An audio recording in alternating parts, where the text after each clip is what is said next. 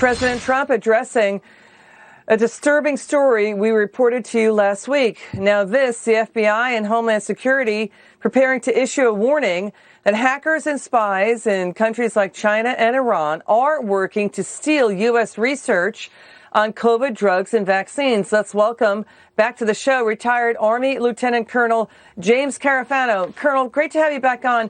We're hearing Iran is hacking into or trying to hack into Gilead, which is the maker of remdesivir. We've already reported China tried to grab the patent on remdesivir starting in January. Your reaction to this news story?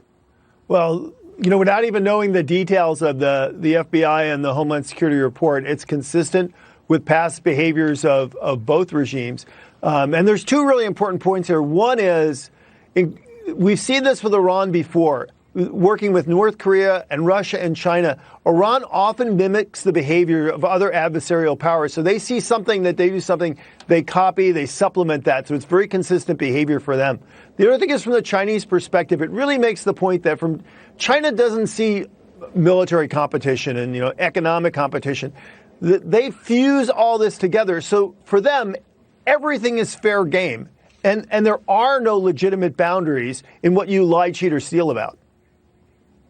Yeah, Google is reportedly identifying more than a dozen nation-state hacking groups. It's not just China and Iran. It's also Vietnam and South Korea.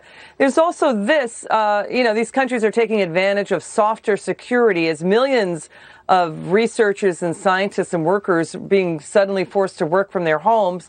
There's another story coming out. It's something that we've been reporting on for months, that the UK, scientists and researchers in the UK, is now saying, Colonel, that the COVID-19 outbreak in China, in Wuhan, started earlier, possibly, it looks like to them, in October. So if it started in October, then the cover-up and the concealment in China is way deeper and more profound than we realize. And now we've got 18 state attorneys generals on a bipartisan push.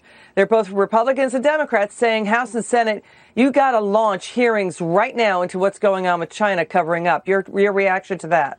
Well, this reflects, I think, something we talked about before, which is China's more aggressive behavior of late, acting out in the South China Seas, going after Hong Kong dissidents, pressuring and threatening other countries that if they don't essentially duplicate Chinese propaganda, that they'll be cut off or punished. And I think the Chinese are in a bit of a panic mode here. That they've never had pushback and bad press like they have now. And so literally they're just throwing everything they possibly can at these problems to try to figure out a way to get on top of this. Colonel, great to see you. Come back soon.